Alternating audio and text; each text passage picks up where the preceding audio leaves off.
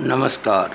YouTube channel maths era and civil engineering by R P. Vyas से मैं R P. Vyas diploma third year civil के उन सभी स्टूडेंट्स का हार्दिक स्वागत करता हूं जिनको BTER द्वारा आयोजित की जाने वाली परीक्षाओं में सम्मिलित होना है अथवा जिनको अगले वर्ष इसके लिए तैयारी करनी है। देखिए, अभी हम मल्टीपल चॉइस क्वेश्चन पे जोर दे रहे हैं और इस वीडियो में हम जो आपका चैप्टर है 5वां कंप्रेशन मेंबर्स उस पर चर्चा करेंगे। देखिए, कंप्रेशन मेंबर्स क्या होते हैं? वो मेंबर्स जिसमें कंप्रेसिव फोर्स आता है उसको अपन कहते हैं कंप्रेशन मेंबर्स। कॉलम में है वो कंप्रेशन मेंबर है। स्टड जो होते हैं वो कंप्रेशन मेंबर्स हैं। स्टड जो होते हैं वो रूफ ट्रस के अंदर काम आते हैं। जो ट्रस होते हैं ना, ट्रस, उसमें टेंशन मेंबर भी होते हैं, कंप्रेशन मेंबर भी होते हैं और उनमें कंप्रेशन मेंबर जो होते हैं उनको अपन स्टड कहते हैं। तो इसमें जो ऑब्जेक्टिव क्वेश्चन बनते हैं उसमें ये कॉलम और स्टड के अलावा लेसिंग सिस्टम, बैटन सिस्टम भी इसमें आते हैं। क्या होता है कि जब अपन कोई बनाते हैं कंपोजिट कॉलम, जैसे मान लीजिए ये एक चैनल सेक्शन है, ये दूसरा चैनल सेक्शन है और इनको आपने जोड़ा है इधर। ये जो मैंने लाइन बताई इस प्रकार की, ये शो करती है किसी लेडल सिस्टम को। बैटन है, लेसिंग बार्स है। अगर हम लेसिंग से बैटन से जोड़ते क्यों?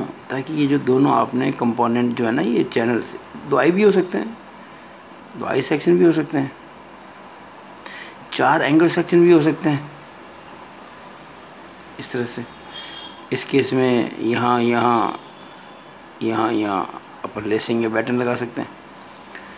तो बैटन या लेसिंग जो लगाते हैं, लेसिंग बार या बैटन प्लेट जो लगाते हैं, वही कॉलम जो है वो कहीं झुक नहीं जाए लेटरल फोर्स के कारण। तो उसको मजबूती प्रदान करने के लिए इन दोनों जो मेन एलिमेंट्स को अपनी जगह पे फिक्स रखे, बिल्कुल हिलना डुलना नहीं दें। जो हवा का असर आता है, कोई दूसरा असर आते हैं, उससे उसके इफेक्ट नहीं पड़े। इससे बचाने के लिए, उसको लेटरली स्ट्रॉन्ग बनाने के लिए हम लेसिंग बार या बैटन प्लेट्स लगाई जाती है। तो इस पर भी सवाल बनते हैं।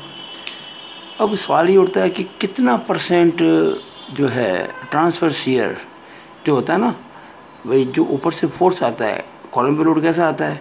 एक्सियल लोड आता है P, और इस एक्सियल लोड का कितना परसेंट लेटरल शियर होता है? लेटरल शियर का मतलब जो उसको सहन करना होता है किसी को, लेसिंग सिस्टम को या बैटन सिस्टम को, कितना होता है? इस पर भी क्वेश्चन बनते हैं। ये जो लेसिंग बार्स होती है इसकी जो होती है स्पेसिफिकेशंस, उस पर क्वेश्चन बनते हैं। बैटन बार्स जो होते हैं इस पर बनते हैं। तो इस तरह से कुछ क्वेश्चंस एग्ज़ाम में आए हुए हैं पिछले 2016 स्पेशल, और कुछ मैंने अपनी ओर से भी तैयार किए। क्या पता इस बार आ जाए। तो चलो शुरू करते हैं, देरी किस बात की। तो ये जो मैंने रेड से लिखा हुआ है, ये सारे क्वेश्चंस एग्ज़ाम आए हुए हैं। ये क्वेश्चन 4 है, ये पहला क्वेश्चन शुरू कर रहा हूँ अपना इस वीडियो का। क्वेश्चन 4 2016 में आया हुआ है। बैटन वाले स्तंभ में प्रभावी लंबाई को बढ़ाया जाता है। देखिए, ऐसा कॉलम जिसमें बैटन प्लेट्स लगी हों। देखिए, लेसिंग सिस्टम यानी लेसिंग बार और बैटन प्लेट दो होती हैं ये स्टेबिलिटी प्रदान करने के लिए कंपोजिट कॉलम को। तो इसमें जो बैटन प्लेट्स होती है ना, इसमें इफेक्ट लेंथ को हम हमेशा 10% बढ़ा देते हैं। इस बात का ध्यान रखना, इफेक्ट लेंथ को 10% बढ़ा के ही काम लिया जाता है। इसका आंसर होगा डी। ठीक है ना? अच्छा, अगर हम इफेक्ट लेंथ को 10% बढ़ा देंगे तो जो L/R है वो भी 10% बढ़ जाएगा। ये क्वेश्चन भी एक बार आया हुआ है, ये देखिएगा। क्वेश्चन नंबर 7 जो मैंने लिया है, ये क्वेश्चन नंबर 20 है 2016 स्पेशल का। For effective slenderness ratio of batten column the actual slenderness ratio is increase by 10%। ए, और जब आप इफेक्टिव लेंथ को 10% बढ़ाओगे तो स्लेंडरनेस रेशियो भी 10% बढ़ जाएगा, क्योंकि आर मिनिमम तो वही होता है दोनों का। तो क्वेश्चन एक ही क्वेश्चन को दो बार पूछ लिया, लेकिन अलग अलग प्रकार से। उसमें इफेक्टिव लेंथ और इसमें इफेक्टिव स्लेंडरनेस रेशियो। अब अगला क्वेश्चन, ये क्वेश्चन भी 2 बार आया हुआ है। ये क्वेश्चन नंबर 5 है 2016 का। लेसिंग बार के लिए तनुता अनुपात निम्न से अधिक नहीं होना चाहिए। The slenderness ratio of lacing bar should not be greater than. देखिए ये जो लेसिंग बार होती है ना, लेसिंग बार जो होती है एक फ्लैट होती है, और ये जो है इसकी लेंथ होती है लेसिंग बार की, और ये इसकी थिकनेस होती है। विड्थ आपको इसके अंदर नज़र नहीं आ रही है, वो भी होती है। अभी मैंने बनाया इसका साइड व्यू है ये। तो जो अगर मैं इसका क्रॉस सेक्शन बनाऊँ लेसिंग बार का, तो ये हो जाएगा, ये तो टी है, ये इसकी बी है विड्थ लेसिंग बार की। तो लेसिंग बार के लिए जो होता है स्लेंडरनेस रेशियो यानी कि तन अनुपात, वो याद कीजिएगा, ध्यान दीजिएगा, 145 से ज़्यादा नहीं होना चाहिए, 145 से मोर नहीं होना चाहिए। लेसिंग बार के लिए स्लेंडरनेस रेशियो तन अनुपात का जो मान है वो 145 से ज़्यादा नहीं होना चाहिए, या ये कह सकते हैं कि इसकी जो अधिकतम लिमिट है वो 145 है। यही क्वेश्चन 2016 स्पेशल पूछा गया था। देखिए क्वेश्चन नंबर 6 ये रहा, ये 2016 स्पेशल, उसमें क्वेश्चन नंबर 19 था, सेम एज क्वेश्चन नंबर 2, लेकिन उसमें ऑप्शन बदल दिए हैं। लेकिन 145 इसमें, उसमें भी था, इसमें भी है। उसमें जो ऑप्शन थे ना 4, वो 100, 120, 145, 180 थे, तो 145 सी में आ रहा था। और इसमें जो ऑप्शन थे वो 145, 350, 180, 250, इसमें ऑप्शन ए में आ रहा है। लेकिन ध्यान रहे 145 होता है। स्लेंडरनेस रेशियो ऑफ लेसिंग बार यानी कि लेसिंग बार का तनुतानुपात 145 से ज़्यादा नहीं होना चाहिए। ये क्वेश्चन ये बहुत रिजल्ट में काम आती चीज़, अगर आपको ध्यान रहे तो। Which of the following double angle section will give largest value of r minimum for a compression member. यानी जो डबल एंगल काम लेते हैं कंप्रेशन मेंबर में एज स्ट्रट, तो उसमें या तो होता है कि equal angle back to back, या होता है unequal angle with longer leg back to back. देखिएगा ये गजट ब्लेड है और ये इक्वल एंगल है, 2 एंगल सेक्शन है बराबर, ये equal angle back to back है। एक होता है ये वाला,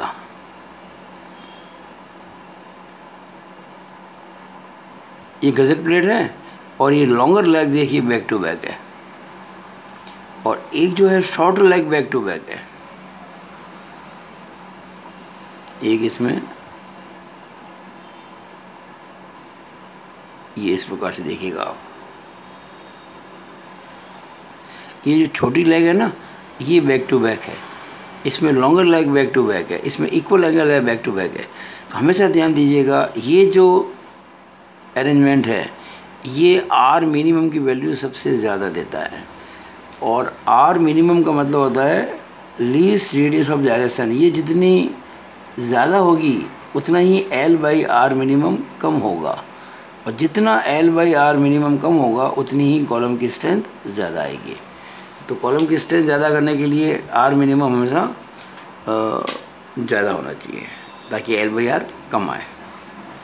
तो इसमें देखिए which of the following double angle section will give largest value of r minimum for a compression member, equal angle back to back, unequal angle with long leg back to back, unequal angles with short leg back to back, और none of above. इसका answer B सही है, unequal angles with long leg back to back. अगला question, for which transfer shear force a batten for a compression member is design. देखिए baton हो, इसमें baton का सवाल है इसलिए बैटन लिखा हुआ है। अगर ये लेसिंग सिस्टम होता तब भी उत्तर वही होता, 2.5% या 2.5%। इसमें दिया हुआ है 2.5% यानी 2.5% of axial force, 10% of axial force, 5% of axial force and 20% of axial force. Answer आएगा 2.5% ऑफ एक्सियल फोर्स। ध्यान दीजिएगा बैटन के लिए क्वेश्चन आया है, यही क्वेश्चन लेसिंग के लिए आ सकता है। अगर आपसे कहा जाता है कि लेसिंग सिस्टम जो है उसको डिज़ाइन करने के लिए लेटरल शियर पार्श्व अपरूपण कितना लिया जाएगा, तो आप यही कहेंगे एक्सियल जो लोड आ रहा है कॉलम के ऊपर उसका 2.5%, सेम दोनों के लिए होगा। अब ये जो क्वेश्चन आप देख रहे हैं ये 2 दफ़े आया हुआ है, 2016 में भी आया, 2016 स्पेशल में भी आया है। तो मोस्ट इजी क्वेश्चन है, विच of the following will be preferred for column. अब एक कॉलम सेक्शन के लिए ये जो आई सेक्शन देख रहे हैं, ISLV, ISMB, ISWB, ये वाले, इनमें से कौन सा सेक्शन आप कॉलम के लिए काम में लोगे। तो ये मैं आपको चैप्टर 1 में भी डिस्कस कर चुका था कि ISHV ही लेंगे, आंसर डी। अगला क्वेश्चन, ये क्वेश्चन नंबर 19 था 2019 से 2016 स्पेशल में। अच्छा ये मैं बता चुका हूँ, सेम एज क्वेश्चन तो पहले हो चुका है ये। अब क्वेश्चन 7 ये भी हो चुका है पहले, क्योंकि वो इफेक्ट लेंथ होती है ना इसकी बैटन कॉलम की, वो 10% बढ़ाते हैं। अब question number 8, minimum number of battens required in a built up column are. देखिए जो बैटन प्लेट्स लगाते हैं ना, ये ऐसी होती है, बैटन प्लेट जो हम लगाते हैं इस प्रकार की होती है।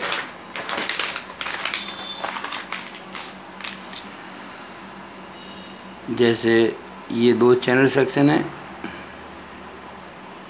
और ये प्लेन्स ऑफ बैटन है। अगर मैं इसका वो बनाऊं, ये तो प्लान है और ये इसका एलिवेशन है। ये तो मैंने प्रोजेक्शन लिए हैं चैनल के, और ये आप जो देख रहे हो इस तरह से, ये हमने एक स्टील की प्लेट लगा देते हैं। ये जो फ्लैंजेस है ना इसके चैनल के, इसके पूरी ऊंचाई में कुछ स्पेसिंग पर ये स्टील की प्लेट्स होती हैं, इन्हें बैटन प्लेट्स कहते हैं। अब जितना कॉलम ऊंचा होगा उतनी लगानी पड़ेगी इसमें, लेकिन फिर ज़्यादा जो संख्या है वो तो डिपेंड करती है कि कॉलम की ऊंचाई कितनी है, कॉलम की इफेक्टिव लेंथ कितनी है। लेकिन मिनिमम नंबर है वो आपको ध्यान रखना है कि कितना भी हो जाए 4 से कम तो बैटन कभी लगेगी नहीं, नॉट लेस देन 4 बैटन्स। ये नहीं कि आपने कॉलम छोटा है आपने 2 बैटन चला के काम चला दिया, 4 तो आपको लगानी ही पड़ेगी। चाहे संख्या मैं संख्या 4 की बात कर रहा हूँ, आपको चाहे उसकी बैटन की डेप्थ कम करनी पड़ जाए, ज़रूरत से कुछ भी करना पड़ जाए, संख्या की बात अभी चल रही है, तो 4 से कम बैटन आपको नहीं लगानी है। बाकी सारी जो शर्तें पूरी करने के बाद, ये नहीं कि आपने 4 संख्या कर दी और चीज़ें घटा दी, ऐसा नहीं। मैं जब तक बात कर रहा हूँ कि number of batten should not be less than 4। तो ये minimum number of battens required in a built up column. Built up column का मतलब होता है जो 2 आई सेक्शन को जोड़ के प्लेट के माध्यम से, या 2 चैनल सेक्शन को जोड़ के, उसे अपन कहते हैं बिल्टअप। ऐसे कहते हैं संगठित स्तंभ, संगठित। तो ये 4 कम से कम जो आपको लगाना है बैटन्स, वो 4। आंसर दिया इसमें देखो, 2 दिया है, 3 दिया है, 4 दिया है, 6 दिया है, तो 4 होगा सही इसका। तो ये आपको मैंने वो क्वेश्चन करा दी जो अब तक एग्ज़ाम में आपके आए हुए थे। अब मैं वो करा रहा हूँ जो अभी आए नहीं लेकिन आपको याद रखने आ सकते हैं। Effective length of A compression member, आप याद रखें किसी कंप्रेशन मेंबर की इफ़ेक्टिव लेंथ क्या होगी।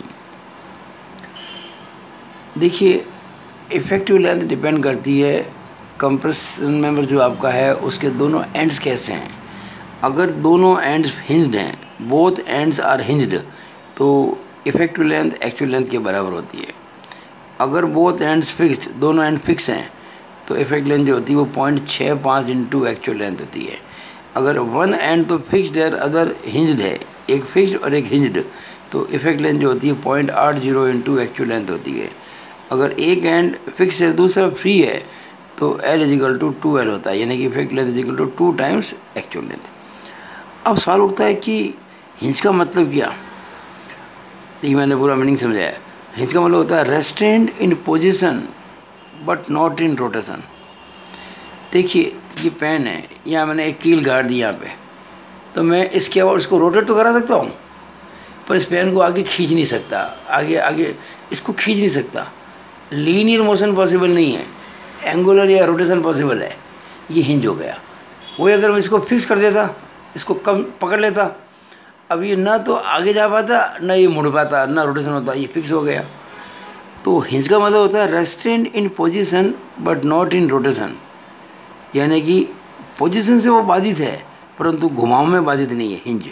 और फिक्स क्या होता है, restraint in position as well as in rotation. तो ये चीज़ आपको ध्यान रखनी है, और ये सब चीज़ें ध्यान में, ये क्वेश्चन बनते हैं इस प्रकार के छोटे छोटे। अगला, इफेक्टिव लेंथ ऑफ स्टड्स। ये जो स्टड्स होते हैं जो रोटर्स में काम आते हैं, उसकी जो इफेक्टिव लेंथ होती है वो, उसके लिए कुछ आप ध्यान रखें। देखिए, स्टड जो होते हैं वो सिंगल एंगल हो सकता है, डबल एंगल हो सकता है, डिसकंटिन्यूस हो सकता है, कंटिन्यूस हो सकता है, डबल एक बोल्ट हो सकते हैं, 2 बोल्ट या वेल्ड हो सकता है। तो पहला केस सिंगल एंगल हो या डबल एंगल हो, अगर वो कंटिन्यूस स्टड है, कंटिन्यूस, तो उसकी इफेक्ट लेंथ जो होती है 0.7 L से लेके 1 L तक होती है। ध्यान रखिएगा, 0.7 इंटू एक्चुअल लेंथ से लेके 1.0 एक्चुअल लेंथ, यानी कि एक्चुअल लेंथ। अगर सिंगल एंगल स्टड है विद 1 बोल्ट ओनली, ध्यान देना, विद 1 बोल्ट, जब 1 बोल्ट होता है तो उसमें वेल्ड का केस नहीं बनता है। सिंगल एंगल विद 1 बोल्ट, तो ये अच्छा, एक जो केस है पहला वाला, ये तो है कंटिन्यूस स्टड का। बाकी जितने मैं बता रहा हूँ आपको आगे के, वो सारे डिसकंटिन्यूस स्टड के हैं, जो कि मोस्टली होते हैं। तो सिंगल एंगल स्टड है डिसकंटिन्यूस, उसमें अपन लेते हैं 1.0 L। अगर सिंगल एंगल स्टड है जिसमें 2 बोल्ट लगे हैं या ज़्यादा लगे हैं, या फिर वेल्ड है, लिखा ना, विद 2 और मोर बोल्ट, या ये कह सकते हो कि एटलीस्ट 2 बोल्ट, कम से कम 2 बोल्ट हो, ज़्यादा तो 3, 4, 5 भी हो सकते हैं। तो सिंगल एंगल स्टड है जिसमें कम से कम 2 बोल्ट हो या फिर वेल्ड हो रहा हो, तो और हो डिसकंटिन्यूस, तो उसके लिए जो आपके है, आपको ध्यान रखना 0.85 L। उसकी जो इफेक्टिव लेंथ होती है वो 0.85 इंटू एक्चुअल लेंथ होती है। अब बात करते हैं डबल एंगल स्टड की। अब डबल एंगल स्टड जो होते हैं ना, उसमें एंगल को रखते हैं वैसा बैक टू बैक। पहला case, opposite sides of a gusset plate और डिसकंटिन्यूस, ये मैंने पहले कह दिया था, सारे स्टड जो है वो डिसकंटिन्यूस है। Double angle strut back to back opposite sides of a gusset plate, यानी किसी गजेट प्लेट के एक इधर है एक इधर है। या दूसरा case, same side of a gusset plate. तो इन दोनों ही केसेस के अंदर जो इफेक्ट लेंथ होती है वो बराबर ली जाती है, 0.7 इंटू एक्चुअल लेंथ से लेकर 0.85 इंटू एक्चुअल लेंथ तक, इसमें भी और इसमें भी। ये भी आपको ध्यान रहना चाहिए, क्वेश्चन बन जाए तो। अब ऐसा क्वेश्चन कभी आ जाए कि which is not a compression member, ये 4 आपको मेंबर्स दिए हैं और कहा गया इसमें कंप्रेशन कौन सा नहीं है, इसमें कंप्रेशन मेंबर कौन सा नहीं है। पहला स्टड तो कंप्रेशन में आता है। टाई, राफ्टर, ये होता है ना प्रिंसिपल राफ्टर, ये रूफ्टर्स में काम आते हैं। और एक बूम में भी एक प्रकार का है, इसमें भी कंप्रेशन होता है, लेकिन एक यही है जिसमें कि कंप्रेशन नहीं होता। टाई, नाम से पता है टाई का मतलब टेंशन, तो ये बी इसका ऑप्शन सही होगा कि टाई जो है वो कंप्रेशन मेंबर नहीं है, बाकी सारे कंप्रेशन मेंबर्स हैं। The best compression member for column, देखिए कॉलम सेक्शन के लिए वैसे तो मैंने बता दिया था आपको ISH भी होता है, लेकिन अगर हम कहें कि चैनल सेक्शन है, एंगल सेक्शन है, आई सेक्शन है, तो इनमें से चुनें, तो आप कहेंगे आई सेक्शन जो होता है सबसे अच्छा कॉलम सेक्शन होता है। जब भी आपको कॉलम सेक्शन का चयन करना हो अलग अलग प्रकार के सेक्शन में से, तो आई सेक्शन ही सबसे अच्छा माना जाता है। The best compression member for column is I section. लेकिन ये कब की बात है, जब आपको जो अदर ऑप्शन दे रखी हो, जैसे मैंने कह दिया single angle section, double angle section, आपके चैनल सेक्शन, तो इनके साथ अगर ये मिल जाए आई सेक्शन, तो आप कहेंगे आई सेक्शन। अब आगे ध्यान दीजिए, the slenderness ratio of a single angle single vaulted stud should be less then. ये क्वेश्चन में आपको एग्ज़ाम में तो नहीं आया हुआ है, लेकिन इस बार आने की संभावना मुझे ज़्यादा लगती है। इसको आप ध्यान रखना, 180 होता है। The slenderness ratio of a single angle single vaulted stud, यानी एक एंगल है और एक ही बोल्ट लगा है, उसका जो स्लेंडरनेस रेशियो जो है, यानी कि तन अनुपात जो है, वो 180 से ज़्यादा नहीं होना चाहिए, 180 से कम ही होना चाहिए। Answer A. ये एग्ज़ाम में पूछा जा सकता है कि जो ये लेसिंग बार होती है, देखिए ये कॉलम की एक्सिस है और ये लेसिंग बार लगा रखी है आपने, ये लेसिंग बार की सेंटर लाइन है। तो ये जो एंगल थीटा है इसकी वैल्यू कितनी होनी चाहिए?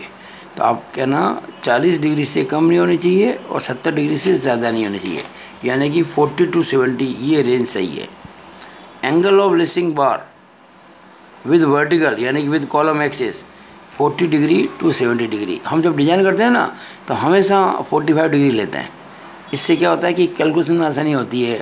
tan 45 1 होता है ना, बहुत जल्दी कैलकुलेशन होती है और ये लिमिट को भी अपने सेटिस्फाई करता है। 40 से कम नहीं होना चाहिए, 40 से ज़्यादा है, 70 से कम होना चाहिए, 70 से कम है। तो लिमिट में भी है और कैलकुलेशन बहुत आसान हो जाती है। लेकिन अगर कभी पूछा जाए कि अपर लिमिट, आप कहेंगे 70 डिग्री, लोअर लिमिट 40 डिग्री। किसकी बात कर रहा हूँ? लेसिंग बार का angle with axis of column.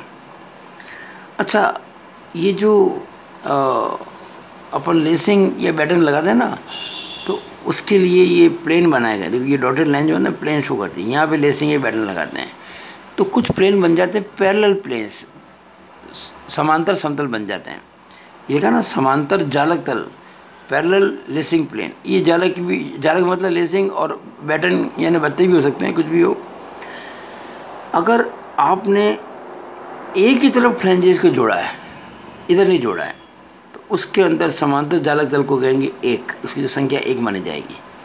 अगर मान लीजिए ये दो चैनल खड़ा किया आपने कंपोजिट कॉलम के लिए, इधर भी आपने लेसिंग लगाया, यहाँ भी लगाया, तो ये दोनों पैरेलल है ना, इसके अंदर संख्या कितनी मानी जाएगी? 2। नंबर ऑफ पैरेलल प्लेन्स हमेशा माने जाएंगे 2। लेकिन कभी ये क्वेश्चन आ जाए इस प्रकार का कि भाई ये 4 एंगल सेक्शन है और ये इधर, यहाँ स्टूडेंट कई बार गलती कर जाते हैं, वो 4 लिख देते हैं, 1 2 3 4, पर यहाँ भी 2 ही लिखा जाएगा। भाई ये पैरेलल है, ये पैरेलल है, या तो इधर बकलिंग होगी या फिर उधर होगी, चारों में एक साथ होगी नहीं। तो एट ए टाइम हमेशा 2 ही लिए जाएंगे। तो अगर ये वाला केस हो ना, तो number of parallel lacing plane 2 लिया जाएगा, इसमें 1 लिया जाएगा, इसमें 2 लिया जाएगा। ये आपको मैंने कराया। अब बस लास्ट क्वेश्चन कुछ चल रहे हैं, देख लीजिए आप। स्पेसिंग ऑफ लेसिंग बार। अरे भाई ये लेसिंग सिस्टम लगा रखा हमने, यहाँ आप इनको रिवेट वगैरह लगाएंगे, तो ये जो गैप दिख रहा है आपको यहाँ पे, it is called edge spacing. अब ये स्पेसिंग, अच्छा ये अगर मान लो डबल लेसिंग होती तो ये स्पेसिंग हो जाती। नेचुरली ये डबल लेसिंग के अंदर स्पेसिंग कम हो जाती है। सिंगल लेसिंग अगर ये डबल नहीं होती, स्पेसिंग इतनी ज़्यादा होती है, डबल देखो कम हो गई एकदम से। तो ये स्पेसिंग कैसी होनी चाहिए, उसका रूल ये है कि अगर वो स्पेसिंग जो आपने ले रखी है लेसिंग बार की, उसके अंदर आप भाग लगाओ आर मिनिमम ऑफ कंपोनेंट, यानी जिन 2 कंपोनेंट को जोड़ने के लिए आपने लेसिंग बार लगाई है उसमें से कोई एक ले लो, एक चैनल या एक आई जो भी होता, उसका आर मिनिमम ऑफ कंपोनेंट का भाग लगाएंगे स्पेसिंग ऑफ लेसिंग बार के अंदर। और वो जो मान आता है वो ना तो 50 से ज़्यादा होना चाहिए और ना 0.7 into L/R minimum as a whole column as a whole, पूरे कॉलम का, यानी कि जो संयुक्त स्तंभ है आपका, उसका जो तनुता अनुपात है उसके 0.7 गुणा या 50, इन 2 से जो कम हो उससे ज़्यादा नहीं होना चाहिए। तो ये आप ध्यान रखें, ये डिज़ाइन में भी आपको काम करेगा। ये जो आप बातें बता रहा हूँ ना वो डिज़ाइन में काम आएंगी। और लास्ट, थिकनेस ऑफ लेसिंग बार। देखो लेसिंग बार की थिकनेस जो होती है वो 1/40 इंटू इट्स इफेक्ट लेंथ। एक लेसिंग बार की जो प्रभावी लंबाई होती है उसके 1/40 से कम नहीं होनी चाहिए। और अगर डबल लेसिंग हो तो 1/16 से कम नहीं होनी चाहिए। यानी जो भी उसकी इफेक्टिव लेंथ लेसिंग बार की, उसमें 40 का भाग लगा दो, उससे कम नहीं होनी चाहिए थिकनेस लेसिंग बार की। और डबल लेसिंग है तो उसके अंदर इफेक्टिव लेंथ के अंदर 16 का भाग लगा दो, उससे कम नहीं होनी चाहिए। तो कैसा लगा आपको मेरा वीडियो? अगर अच्छा लगा हो आप इसको लाइक और शेयर तो अवश्य करें। और अगर आपने अभी तक मेरे YouTube channel maths era and civil engineering by RVS को सब्सक्राइब नहीं किया है, ज़रूर करें, क्योंकि ये आपको आगे बहुत फ़ायदा करने वाला है आने वाले समय के अंदर। It is all over about the video. Thank you.